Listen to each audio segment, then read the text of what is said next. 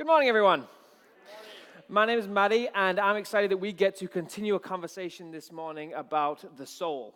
We've been going for 5 weeks now in this teaching series called How is Your Soul? And we've been trying to understand what it means to live with a healthy soul ongoing. Now, for the next, hour and a half, I just want to talk to you now. Kidding. I want to talk to you for the next 20, 25 minutes. And hopefully by the end of it, when you leave here today, I really desire that you will be feeling better equipped to be able to take care of the thing which Jesus called most important, most precious, the greatest thing in your possession. So last week, we kind of set off this kind of final run towards the end of the series, these 3 weeks of how to care for your soul continuously.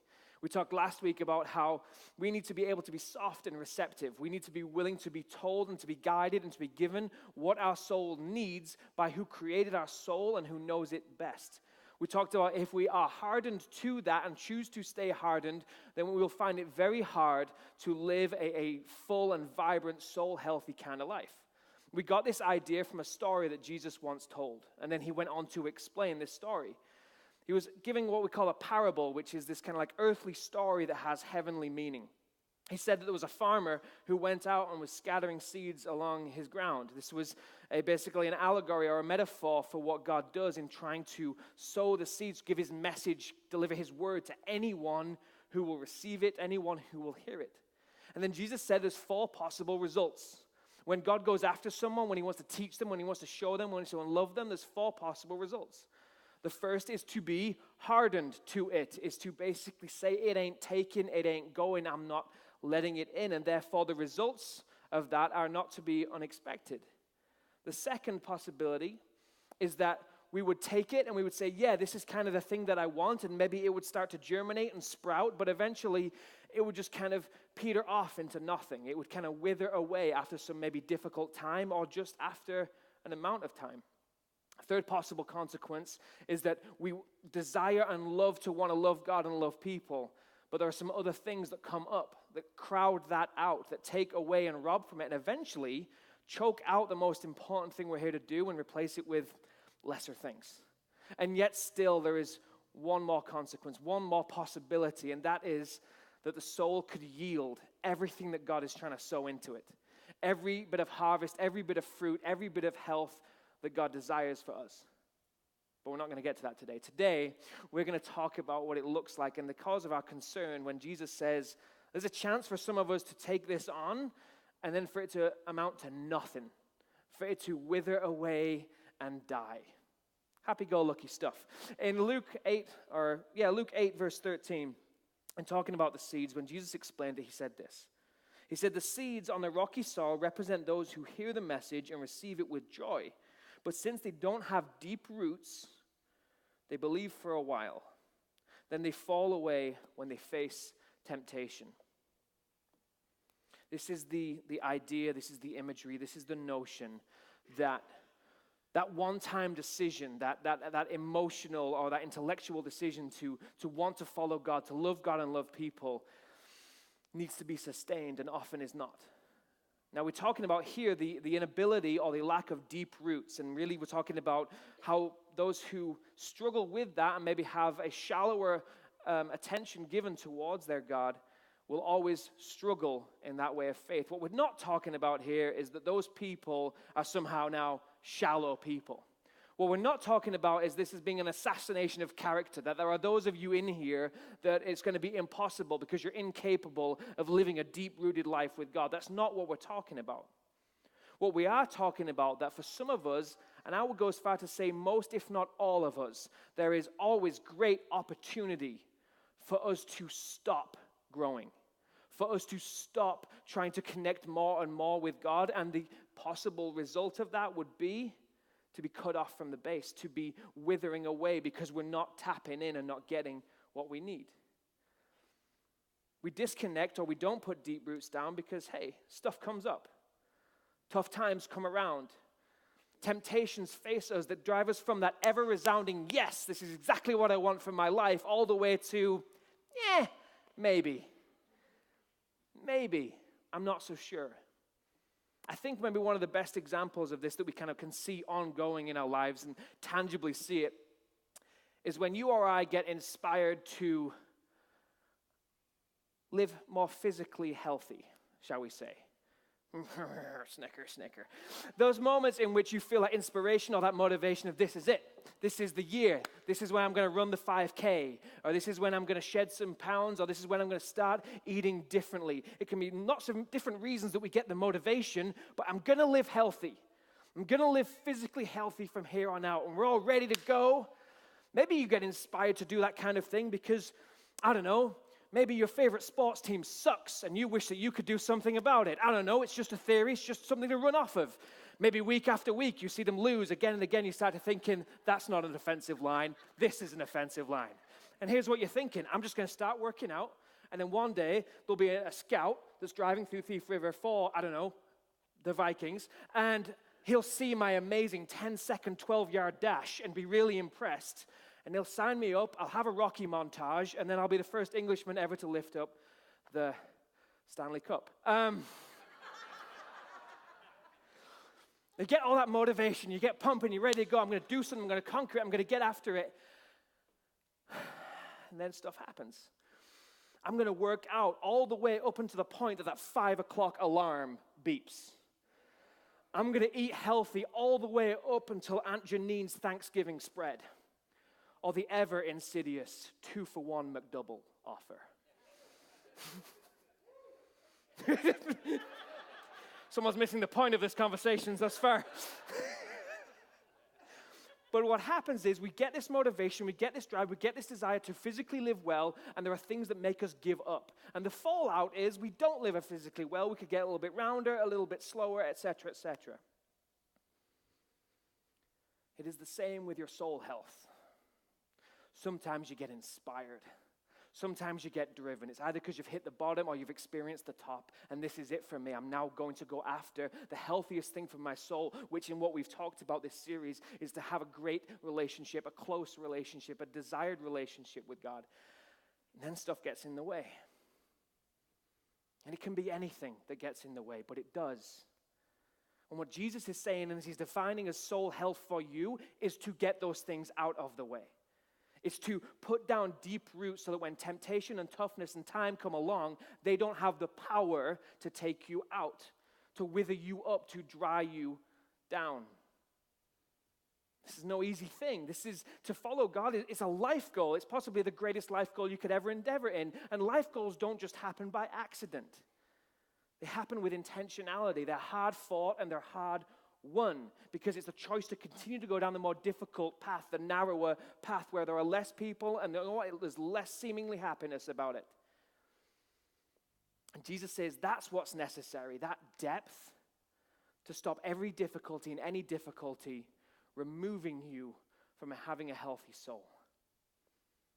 Without that depth, life goals come to nothing. Without that depth, friendships fritter away. Without that depth, any desire we have to love God and love people results in meh kind of living.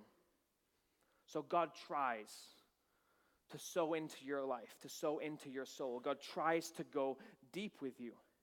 And if at any point you fall into that category of, yeah, maybe that's what I want, I desire that deep relationship Jesus is talking about, that soul health he's talking about, then it should spark a question within us. The big question, the solitary question, how? How do we do depth with God? You hear the term bandied around all over the place, how to go deep in your relationship, how to have depth, how to have strength to your relationship. How? It might seem like kind of like a low-key or kind of like a juvenile question to have to ask. Or some of you have been thinking about asking that question, are a little bit hesitant because all too readily you've been given quick packaged answers. Well, if you would sing the songs, if you would read the book, if you'd put your hands together like this. And what we get instead is all sorts of religious answers to a deeply spiritual, soul-felt problem, and it doesn't work. So let's clarify. Let's take the rest of the hour and a half and let's clarify. What is a deep relationship? What does it look like? What are the characteristics? You didn't realize you were walking into a pop quiz this morning, but here we are. What's the characteristic of a deep relationship with anyone? Trust. Anything else? Say again? Communication. Anything else? Time. Fantastic.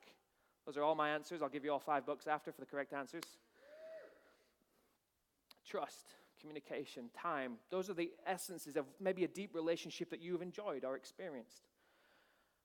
How do we get there? How do you get trust? How do you get good communication? How do you get that amount of time together? Anyone? Intentionality. It's a good answer. Another $5 for you. So we have this understanding, rather a simple understanding, if you will, of what a deep interpersonal relationship looks like. We can categorize it, we can qualify and quantify it, and those are good answers because really they're just common sense answers. They're things that you've experienced or have seen others experience, and you choose to adopt. If I want one, that's how I'll get one. Why is it not as simple when it comes to God? Why, when we talk about the depth of relationship, we not talk about those things? Instead, we get bound up and we muddy the waters and say, well, actually, it's how much you know about him. It's how much you've read about him. It's how well and perfectly you come across in the way that you live. Or it's what you do and don't do with your Sunday morning. How have those become the characteristics of a depth relationship with God? Have we possibly, just maybe, complicated things for people? Have we maybe, just maybe, made it even overburdensome and unattainable? So that you talk depth of relationship with God and most just throw their hands up in the air and say no. It would appear that it's very important. And it would appear, if you experience church, that the answers aren't freely flowing in other than, here's your answer in a nice, neat package with a bow. But the importance cannot be overestimated. 2,000 years ago, Jesus decided this was one thing he was going to make sure he drove home: how to have a healthy soul. And so he told this story to all that would listen, and he explained it to his closest believers. And he said, look, the seed is going to get cast out, and for some, it's going to drop on rocks, and it's going to lack the ability to keep sustenance, keep moisture. And what that means is, God is going to sow that seed, and when it gets into rocky soil, yes, it's going to spring up with joy for what's already there, for what it can already touch. But because it doesn't go down deeper, it doesn't have the ability to tap into moisture, it doesn't have the ability to tap into sustenance, and it'll fall away with difficulty, with temptation. According to Jesus, this part of your life has monumental importance to you. So why hasn't God said anything about it? Just to clarify, just to make it simple. Why are we trying to work this out thousands of years later? Why is it reinventing the wheel week after week of how to be healthy with him? I think we have muddied the waters. I think we have made lists. I think we have created rituals and said, you do this, this, and this, and it occurs, when God said, no, you do one thing. You do one thing. With focused intensity, you do one thing, and our relationship will blossom and grow. About 600 years before Jesus hits the scene, before he takes the stage and even defines how we say how many years have gone by. 600 BC, God penned something. He had something written simply to clarify this point of soul health for you to know forever. Spoken to a guy called Jeremiah to be able to get it written down, to have it spoken. He said these very simple words: blessed are those who trust in the Lord and have made the Lord their hope and confidence. They are like trees planted along a riverbank with roots that reach deep into the water. Such trees are not bothered by the heat or worried by long months of drought. Their leaves stay green and they never stop producing fruit. That sounds pretty simple to me. And it sounds like if we wanted to, if we could get this, we could actually live lives that never stop yielding fruit. Never stop yielding good. Never stop having a healthy baseline from which to go into life. See the parallels Jesus is drawing from. I'm guessing he's read Jeremiah. I'm guessing he's heard Jeremiah. I'm guessing he heard his dad saying to Jeremiah, look, this is what's necessary. So Jesus again uses that imagery of a seed and of a plant and of growth and of moisture, ongoing sustenance against the threat of drying out, against the threat of withering away, against the threat of dying. Jesus warns it and God answers it. It's all about trust. It is all about trust. It is not as complicated as we sometimes might think to be able to choose trust, to place hope and confidence where it is not already there. Whether it be an old situation or in brand new circumstance, the ability to have a deep relationship with God will be based on your ability to trust. To trust the one that made your soul. To trust the one that gave it to you. To trust the one who can sustain it for you. He knows what it is. He knows what it needs. He knows its purpose. And he knows the value that he's already intrinsically placed upon it. The greatest move we can ever make towards having a healthy soul and life and relationship and everything is to trust God. Now, every week at Epiphany Station, we have these things we call next steps. The things that we can do and hopefully will do that should challenge and equip us to be able to love God and love people better and better. And if you're in here with us this morning, this next step is for you. It is not for that one person that you hope hears this message. It is for you. For those of you who are in here and like, oh, I've just got that joy, joy, joy down deep in my heart, take Jesus' warning. Take Jesus' warning that everyone can receive it with joy. What about the depth? What about the roots of trust that you're continuing to put into that relationship? For those of you in here, like, I've not started that whole thing we're talking about, and good chance I'm not going to.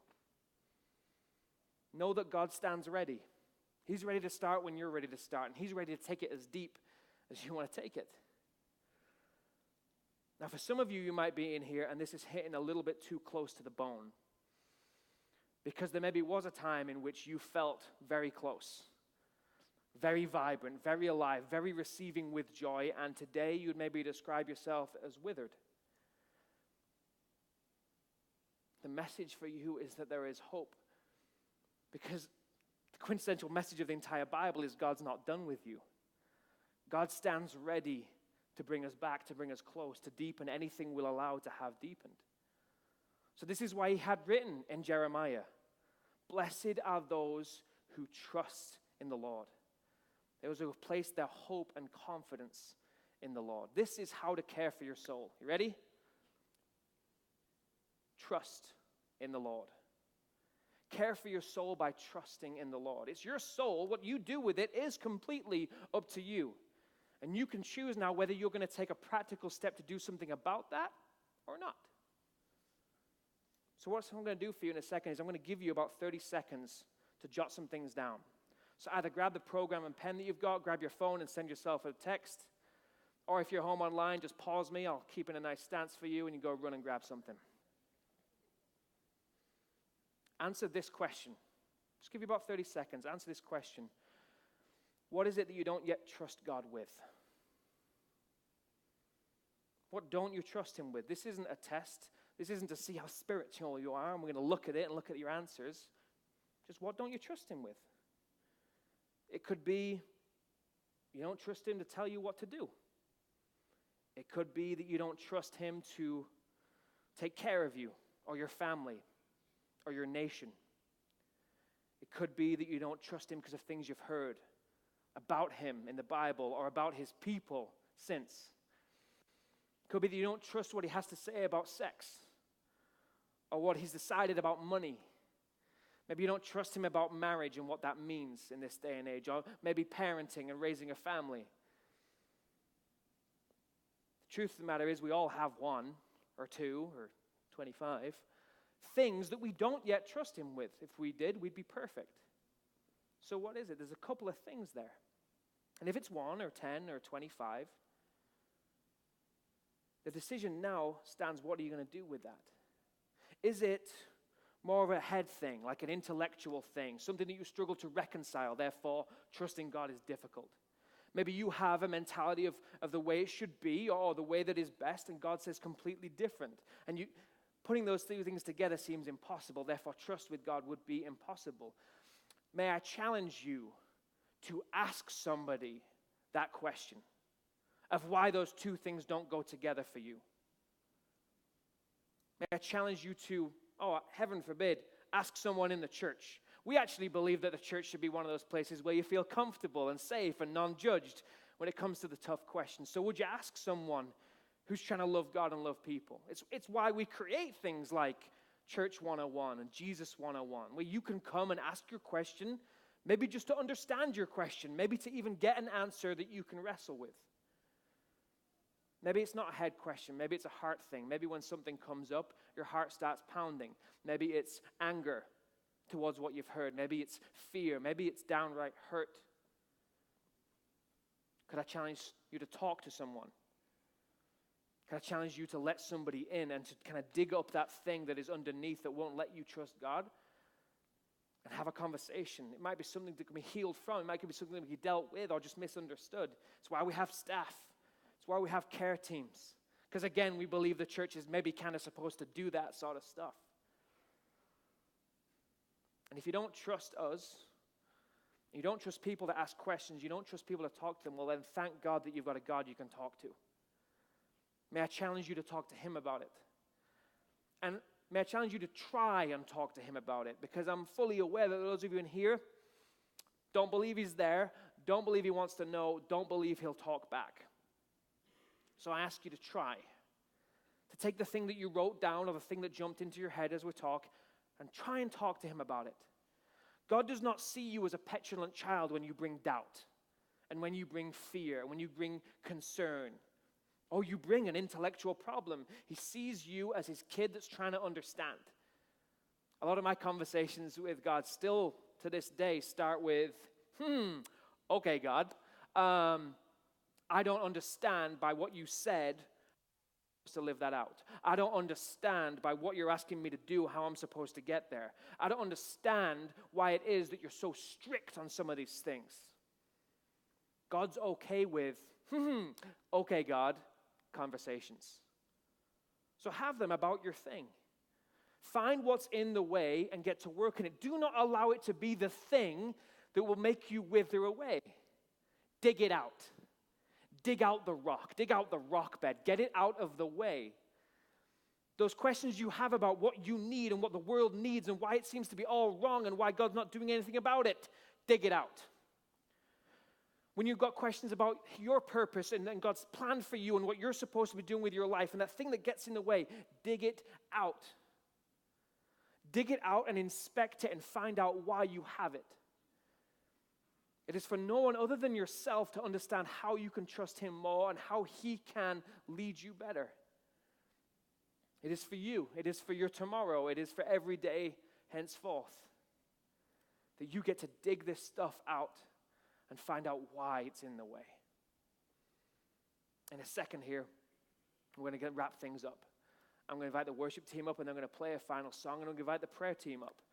And the prayer team are going to come and they're going to stand at the front of the stage, and their sole purpose is to be there. If you desire to be prayed with, prayed for, or maybe led in prayer, to be able to dig some of these things out. If you don't feel comfortable with that, that's why we have our connection cards on stands and at the welcome station. We'd love nothing more than to help you take steps to remove the stuff that's in the way of you trusting your God. If you feel like you stand at that point where you'd like to trust him more with your thing, your specific thing, then I just want us to pray together. I want to pray for you. I want to pray with you. I want us to start that journey of trusting him more and more. So please pray with me. Father God, we thank you that you are patient, that you are slowly and patiently allowing us to work this out, that you give us time, that you give us decades to figure it out. We thank you that we get to take all those things that seem to make no sense to us and seek to undermine everything about our relationship with you, and we get to ask you about it. We get to argue about it. God, we thank you that you're so patient. We ask you to show us mercy by treating us gently, being patient with us, kindly showing us what it is that is true and what it is that we are just holding on to. God, we want to trust you because we want to be healthy. We want our souls to get what it needs. We want to grow. We don't want to wither away. We don't want to fall away. God, help us to trust you with everything. Help us to believe in what you say and who you say we are. In Jesus' name, Amen.